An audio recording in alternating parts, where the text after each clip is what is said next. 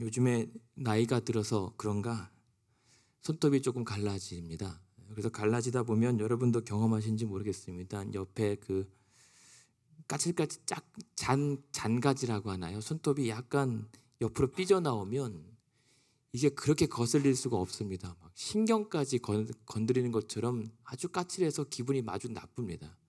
그래서 이걸 어떻게 할까 뜯어내면 그것이 뜯어내면 더 커져갖고 피가 나고 살갗이 피어나서 아주 짜증이 납니다. 그래서 제일 좋은 방법은 그때마다 이 손톱깎이 뾰족한 걸로 잘라내는 게 제일 좋은데, 그것도 짜증나는 게 손톱깎이가 또 찾으면 없어요. 그래서 막 뜯다가 자르다가 번번이 이제 점점 저도 이제 짜증이 더 늘어가는 것 같아요. 그래서 그런 게 너무 성가십니다. 그런데 저는 어제도 그런 성가심 때문에 짜증을 냈는데 이 생각을 못했어요. 예수님은 얼마나 짜증나셨을까? 그냥 나는 손톱 조그만 그 잔 가시 때문에 짜증이 나는데, 예수님은 그렇게 큰 못을 손과 발에 그리고 창을 옆구리에 찔림을 당하시면서 얼마나 짜증나셨을까? 그리고 얼마나 억울하셨을까? 그러면서 얼마나 아프셨으면 오늘 본문에서 46절에 엘리 엘리 라마 사박다니 크게 소리 지르면서 하나님, 나의 하나님, 나의 하나님 어찌하여 나를 버리십니까? 얼마나 아프셨으면, 얼마나 괴로우셨으면 그러셨을까? 오죽했으면 그렇게 예수님도 십자가에서 그렇게 펑펑 눈물을 흘리고 계셨을까 생각을 해봅니다. 나는 고작 이따위로 울지만 못했을 뿐 짜증내고 있는데 예수님은 얼마나 억울하셨을까? 우리가 고난주간 아침마다 뻔뻔한 자들이 있었고 비겁한 자가 있었고 무지한 자가 있었지만, 오늘 이 십자가의 이 예수님은 정말 억울한 분이십니다. 그 뻔뻔함과 우리의 비겁함과 무지함으로 예수님을 십자가에 못 박았다면, 반대로 이 예수님은 억울한데도 불구하고 십자가에서 오히려 그것 때문에 내려오지 못하신 분이십니다.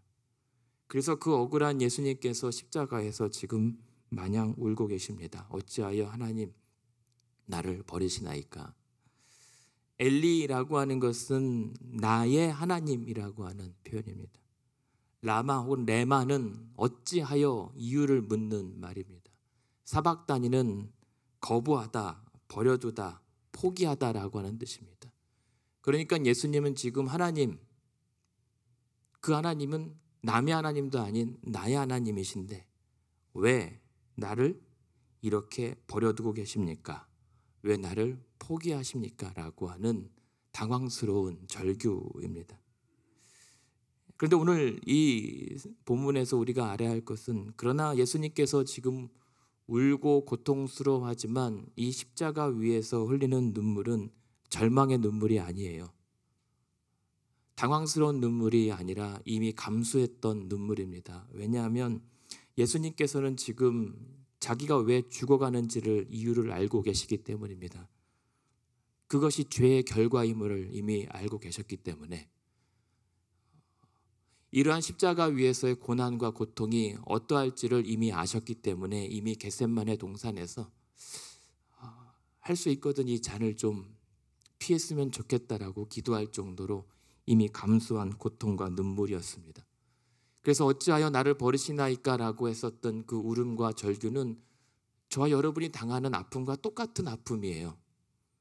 손톱이 뜯겨나갔을 때 신경이 찌릿하는 그 아픔을 넘어서 여러분이 어쩌다가 못에 찔리거나 혹은 어떤 뾰족갓에 베었을 때 당하는 고통과 아픔, 똑같은 것입니다. 우리가 예수님의 십자가에 못 박힘을 보면서 대수롭지 않게 여기는 것은 예수님이니까 별로 안 아프실 것이다 라고 하는 그런 착각과 오해가 있는데, 예수님은 지금 너무 아파요. 이미 각오했고 감수했는데도 불구하고 막상 십자가 위에서 그 숨이 끊어질 것 같은 십자가에 매달리면 못자국의 고통이 아니라 그 매달리면서 폐가 늘어나면서 팽창되면서 쉬지 못하는 호흡 곤란 때문에 그것이 차라리 죽고 싶은 고통이거든요. 그렇기 때문에 예수님께서는 지금 어찌하여 나를 버리십니까? 라고 따지는 것이 아니라 하나님 대체 언제까지 이렇게 나를 보고만 계실 것입니까? 라고 하는 절규와 호소입니다. 그래서 예수님은 지금 이 십자가 위에서 절망스러워서 전혀 예상하지 못해서 오시는 것이 아니라 이미 예상했는데도 불구하고 그러나 나의 하나님을 부여잡으면서 그래도 버티며 견디면서 내 하나님께서 그래도 뭔가 해 주실 것이다 라고 하는 소망 가운데 울고 계시는 겁니다.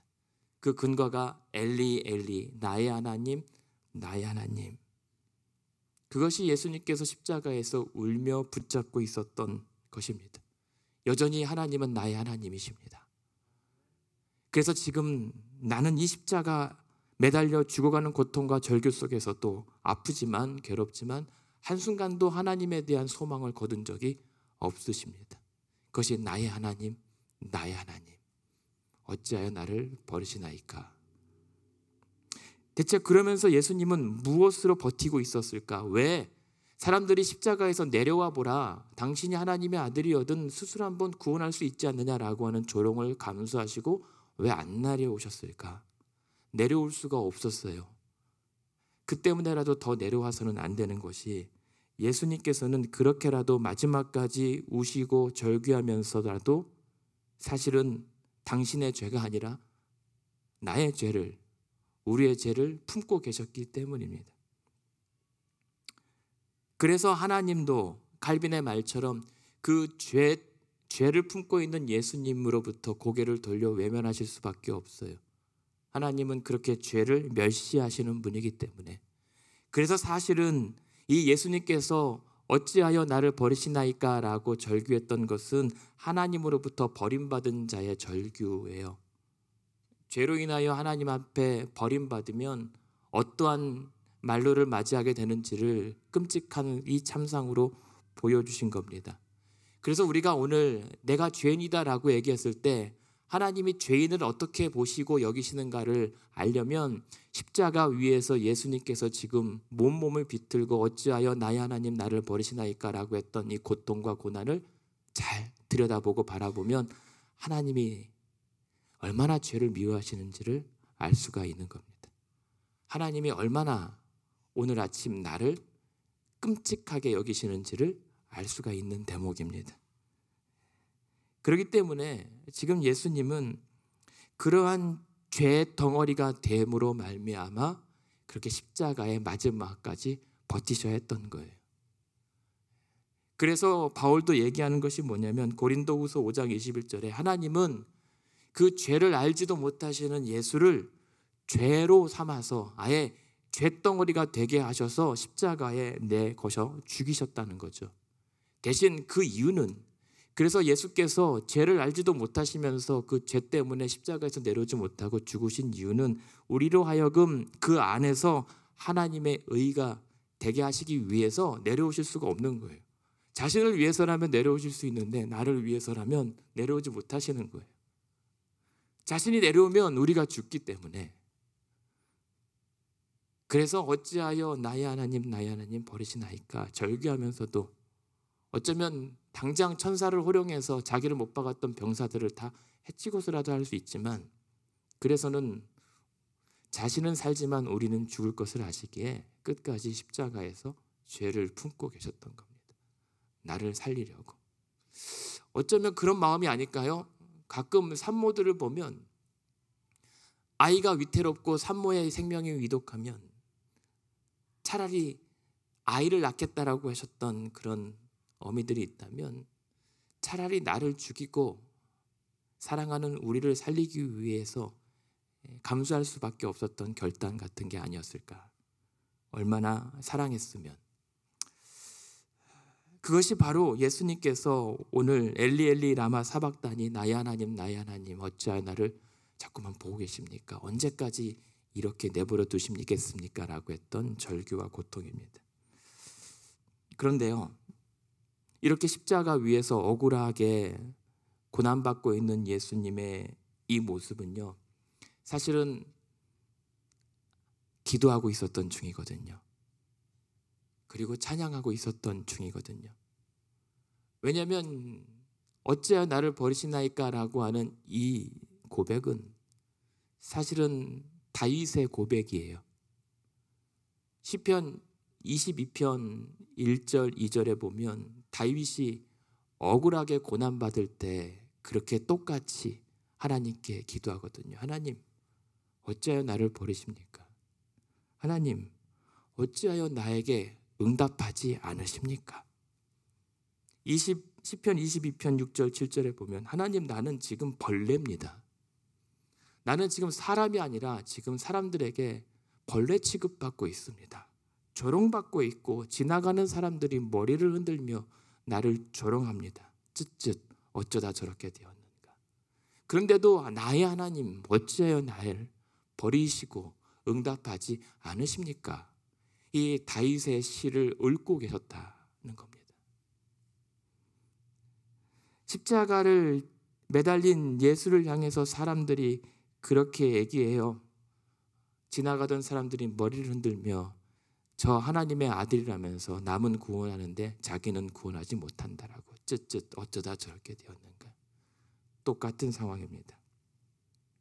그러한 기도와 그들한 시의 찬양으로 온몸으로 눈물로 예수께서 십자가 위에서 몸부림칠 때 그럼에도 불구하고 하나님은 침묵하십니다. 내 하나님, 내 하나님이라고 어디 계십니까? 라고 찾는데 그 나의 하나님이 아무 말씀도 안 하세요. 대답하지 않으십니다. 그것도 예수께서 부르시는데. 그런데요, 하나님은 침묵하셔야만 해요. 여기서 하나님은 응답하시면 안 돼요. 그래서 하나님의 침묵하심이 오히려 예수님의 이 기도에 응답이셨습니다. 왜냐하면 하나님이 침묵하심으로 말미암아 자기 사랑하는 아들을 그냥 죽도록 내버려 두셔야만 하나님의 뜻이 이루어질 수 있기 때문입니다. 하나님의 뜻이 바로 저와 여러분을 살리는 것이기 때문입니다. 그래서 아버지의 뜻을 잘 알기 때문에 그 일을 위해서 예수께서 나 십자가에 내려가고 싶을 수도 있을 텐데 십자가에서 충분히 뛰어내려서 멋지게 착지할 수 있을 텐데 끝까지 십자가에서 버티세요. 그런 회유에도 불구하고 십자가에서 끝까지 매달려서 끝까지 나의 죄를 품고 계셔요. 왜냐하면 그렇게 하나님이 침묵하시고 그렇게 아들 예수를 버리실 때 우리의 죄까지 버려지기 때문입니다. 하나님은 우리 죄를 멀리 버리시기 위해서 예수를 버리셔야만 했고 예수님은 아버지로부터 버림을 받으셔야 했던 겁니다. 그것이 십자가에서 억울하게 고난받은 예수님의 모습입니다. 그런데 그것이 예수님께서 이렇게 절규하고 십자가에서 눈물을 흘리셨던 이 비통한 장면이 오늘 우리에게는 기쁜 소식이 되어 복음이 됩니다. 왜냐하면 하나님께서 예수를 버리셨지만 예수님을 영원히 버리신 게 아니기 때문입니다. 오히려 하나님께서 예수를 버리신 것이 우리에겐 기쁜 소식이 되었던 것은 우리의 죄를 내치셨기 때문에 그 죄가를 이제는 사함받은 우리가 이제 오히려 다시는 버림받지 않을 것이다라고 하는 약속의 성취가 되었기 때문입니다. 그래서 예수님께서 생전에 요한복음 14장에 내가 너희를 고아와 같이 버려두지 않겠다라고 하는 그 약속을 자신을 기꺼이 십자가에 내던지심으로 말미암아 이루어 주셨어요. 그래서 어찌하여 하나님 나를 버리시나이까 라고 했던 이 고백은 사실상 하나님 나를 버리시고 이들을 살려주십시오. 차라리 나를 버리시되 이들을 버리지 마시옵소서라고 했던 예수님의 자신을 바친 기도였던 거죠.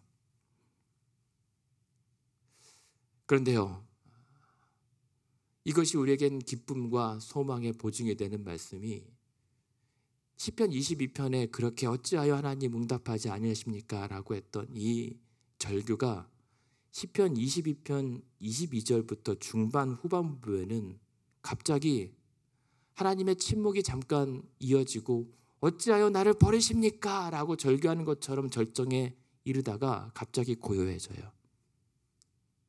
잠시 정막이 흐릅니다. 그러더니 이 다윗이 이렇게 고백합니다. 하나님, 내가 당신을 영원토록 찬송하겠나이다. 하나님은 여전히 침묵하셨고 응답하지 않으셨는데 직전까지 나는 벌레 같은 자입니다. 왜 나를 보고만 계십니까? 라고 했던 그 탄식이 잠시 후에 이내 곧 찬송과 경배로 바뀝니다. 절규와 신음이 찬송과 예배로 바뀌고 자신뿐만이 아니라 그 후반부에는 나뿐만이 아니라 온 나라와 민족이 당신 하나님을 예배할 것입니다 라고 선포하면서 끝나요. 왜 그러냐 하면 다윗도 보았거든요.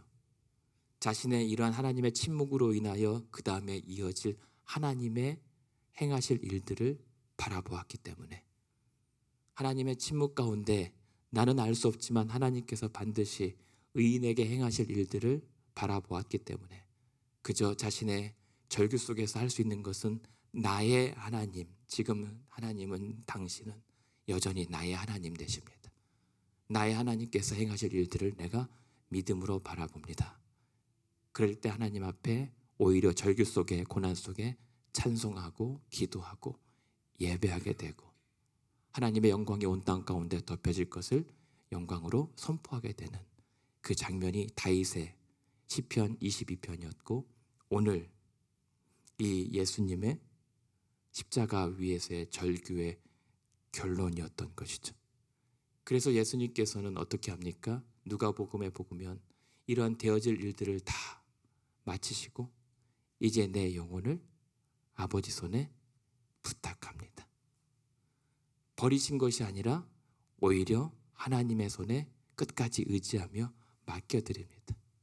그리고 자신은 이제 그 모든 하나님의 되어질 일들이 다 이루어진 것을 보고 다 이루었다 하시며 영혼이 떠나가시는 거죠. 그것이 예수님의 십자가의 일이고 예수께서 그 절규와 고통으로 호소하는 가운데서도 믿음으로 아버지의 하실 일들을 바라봤기 때문에 가능했던 일입니다. 그래서 50절에 보면 예수께서 다시 크게 소리 지르시고 영원히 떠나셨다라고 하는 죽음을 그렇게 맞이할 수 있었던 겁니다. 그 하나님의 되어질 일들이라는 것이 무엇입니까? 이제 곧 사흘 후에 그 죽음에서 예수님을 일으키실 하나님의 부활의 능력, 그리고 그와 함께 죄인된 우리가 죽고 주와 함께 다시 살아날 우리의 회복과 구원과 부활 사건입니다. 그래서 그 예수님의 십자가의 죽으심 그 날 어떤 일들이 있습니까? 51절에 보면 그 예수님께서 죽으심과 동시에 성소의 휘장이 위로부터 아래까지 찢겨져 나갑니다. 하나님과 우리 사이를 가로막았던 그 답답한 담벼락이 무너지고 하늘문이 활짝 열립니다. 그러면서 땅이 진동하며 바위가 터지고 무덤들이 열립니다. 예수님의 죽음으로 말미암아 오히려 우리를 꽁꽁 오늘렸던 바위들이 터져나가고 우리를 사망으로 올감했던 그 무덤문들이 활짝 열립니다. 그러면서 놀라운 사건은 52절 53절에 보면 그 무덤에서 잠자던 자들의 성도들의 몸이 많이 일어나 부활을 경험하게 됩니다. 그래서 예수의 부활 후에 그들이 무덤에서 나와서 거룩한 성에 들어가 많은 사람에게 보였다라고 하는 것은 당신의 죽음으로 오히려 우리의 부활이 일어날 것임을 이미 예고편으로 우리에게 보여주죠. 그런 모든 되어지는 일들을 보며 십자가 앞에서 잠자코 있었던 54절에 보면 백부장과 및 함께 예수를 지키던 자들이 지진과 그 일어난 일들을 보고 심히 두려워하면서 이렇게 고백합니다. 아, 그가 바로 진정 의인이었고 그가 바로 하나님의 아들이었다 라고 하는 이방인들의 믿음의 고백이 이제 이어지는 것입니다. 이 말은 하나님은 침묵하시는 것처럼 보였지만 결국 하나님의 침묵은 그냥 별일 아니라는 듯이 태연하게 무덤문을 열어 제치고 바위들을 터뜨리고 죽은 자들을 일으키는 것으로 하나님의 침묵 대신 하나님은 응답하고 일하고 계셨던 겁니다. 그것이 예수님의 십자가의 사건으로 일하시고 응답하신 하나님의 일들이었습니다. 그래서 오늘 46절에 엘리 엘리 라마 사박다니 어찌하여 나의 하나님 나의 하나님 나를 보고만 계십니까? 왜 아무것도 안 하십니까?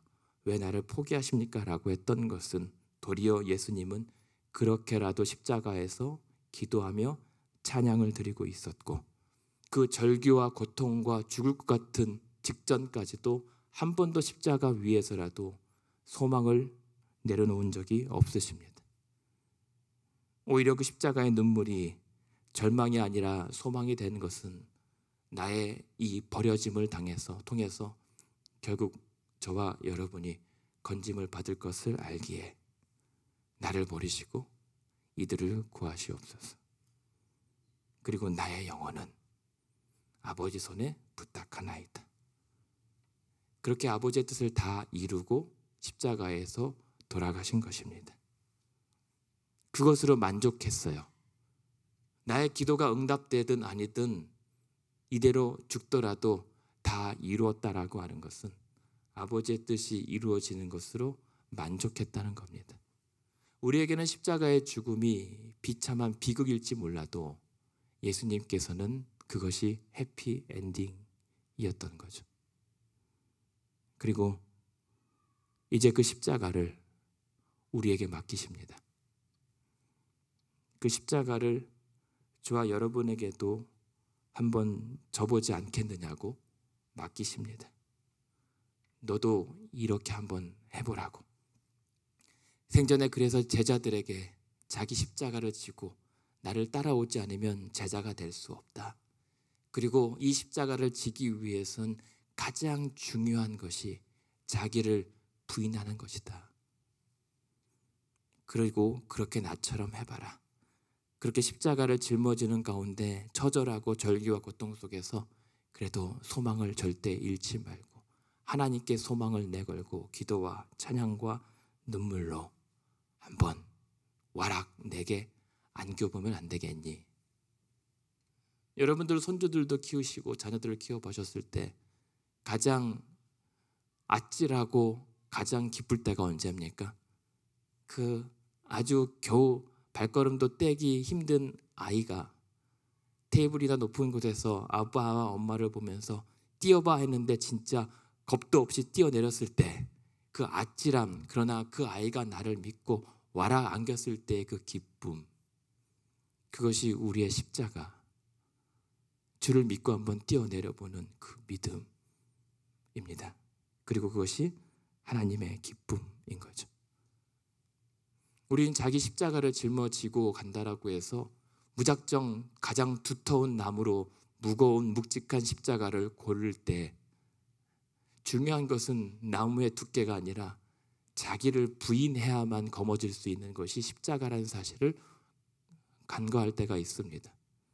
오늘 저와 여러분이 고난주간 마지막 날 아침 부인해야 할 우리 자신의 욕망들이 무엇입니까?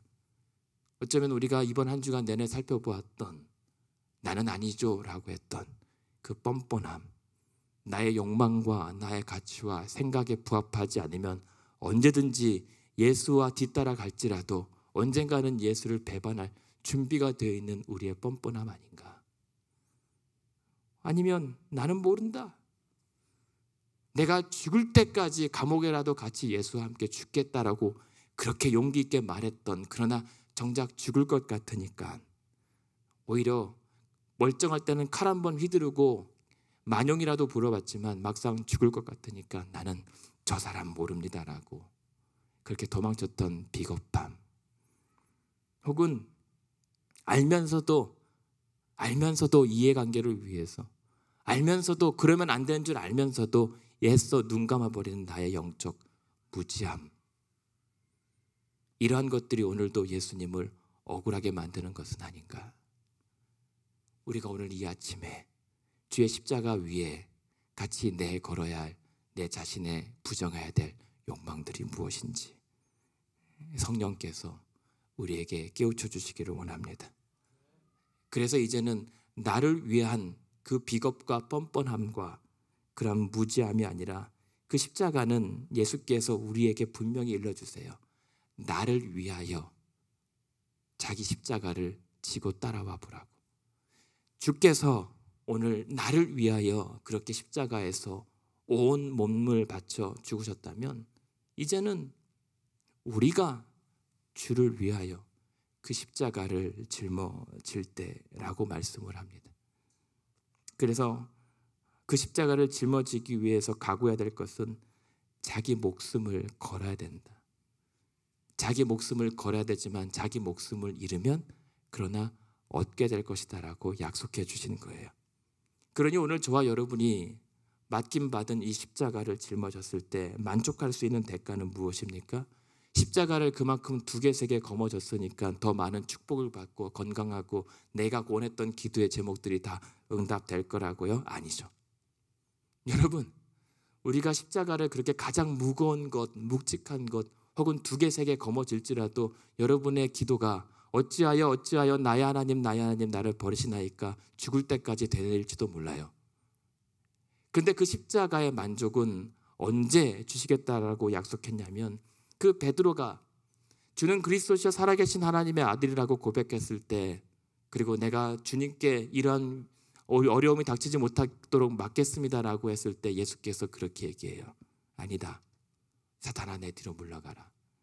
그리고 인자가 아버지의 영광으로 천사들과 함께 올 그때에 내가 각 사람이 행한 대로 갚아주겠다. 그때 응답하기로 약속해 주신 거예요. 그러면서 예수님께서 그 되어질 일들의 중보자, 우리의 소망이 되어주세요. 그래서 히브리서 말씀에 뭐라고 얘기합니까? 자신이 채울하신, 자신이 직접 몸으로 고난을 경험하셨으므로 고난받는 자들이 얼마나 아픈지 얼마나 힘든지 너무 잘 아시기에 그러한 고난받는 자들을 능히 도와주신다. 오늘 그 예수님이 그 십자가를 져본 아주 베테랑 십자가 지겠군 예수님께서 우리의 고난을 아세요. 여러분이 그 하나님의 침묵 가운데 버티는 것이 얼마나 고통스러운지 너무 잘 아세요. 하지만 그 예수께서 여러분들이 너무 힘들어서 대답 없는 하나님의 침묵 앞에 쓰러져 지쳐 엎드렸었던 그 땅바닥까지 같이 엎드려 낮아져서 예수님이 여러분들을 돕고 계십니다. 그래서 결론은, 그래서 오늘도 예수가 그렇게 십자가에서 버리심을 당하여서 우리의 유일한 소망이 되어 주셨습니다. 그래서 한번 짊어져 볼 수 있는 거예요. 한번 죽어볼 수 있는 거고, 한번 내 자신의 욕망을 부인해 볼 수도 있는 거고, 하나님의 침묵의 일관됨 속에서 버텨볼 수 있는 겁니다. 어쩌면 그렇게 십자가를 무지하게 혹은 무식하게 짊어지고 서 있는 것을 보면서 사람들은 여러분들을 비웃을 수 있어요. 벌레 취급할 수 있어요. 어쩌면 오늘 본문의 마지막으로 47절에 보면 엘리 엘리 라마 사박다니 하니까는 사람들이 엘리야를 부르나? 저 예수가? 그 엘리야가 능력 있는 선지자니까 자기를 한번 건져달라고 도움을 요청하는가? 그 예수님을 마지막까지 놀려대는 것처럼 여러분들을 조롱할 수 있어요. 그렇게 예수가 뭐 밥 먹여다 주냐고. 그러면서 우리는 속타죠. 하나님 언제까지 보고만 계실 겁니까? 어찌하여 대답하지 않으십니까? 라고 우리도 눈물을 흘릴 수 있습니다. 혹시 그런 분 계십니까? 그래서 우리의 고난을 하나님께서 계속 침묵으로 일관하고 계시는 것처럼 속상할 때가 있습니까? 절망하지 마십시오. 예수님의 절규 속에서도 하나님은 침묵하셨지만 그 침묵을 통해서 하나님의 뜻을 이루고 계셨습니다. 오늘도 여러분의 그 모든 고난 가운데 하나님의 침묵하신다면, 그리고 그것이 정말 하나님 앞에 의인으로서 받는 고난이라면 하나님의 침묵은 오히려 응답입니다. 오히려 하나님의 깊은 침묵의 심연으로 들어갈수록 하나님은 더 깊숙이 일하고 계시다라고 하는 증거일 수가 있습니다. 십자가의 예수 그리스도가 그에 대한 우리의 보증과 확신입니다. 그래서 오늘 저와 여러분이 이 고난주간 성금요일 아침과 온종일토록 결단해 볼 수 있는 게 무엇입니까? 그래서 오늘도 한번 예수로 살고 예수로 죽어 보겠나이다. 그렇게 오늘 저와 하루 우리 모든 성도님들이 예수 그리스도 안에 다시 내려두었던 소망을 얹어놓고 예수님의 이 죽으심과 함께 우리의 옛사람이 함께 죽는, 아니 죽었다가 작년에 죽였다가 다시 살아나 활동했을 여러분의 자신들을, 여러분의 뻔뻔함과 우리의 비겁함과 무지함을 함께 십자가 아니 무덤에 묻어놓고 우리의 옛사람이 다시 죽고 예수께서 다시 부활하는 그 부활 주일의 아침에 예수와 함께 우리의 새 사람이 다시 일어나 살아 지금은 우시지만 그 부활의 영광 가운데 웃으며 여인들에게 샬롬 평안하냐라고 얘기하시는 것처럼 예수와 함께 웃으며 부활의 아침을 맞이할 수 있는 저와 여러분 되기를 주님의 이름으로 축원드립니다.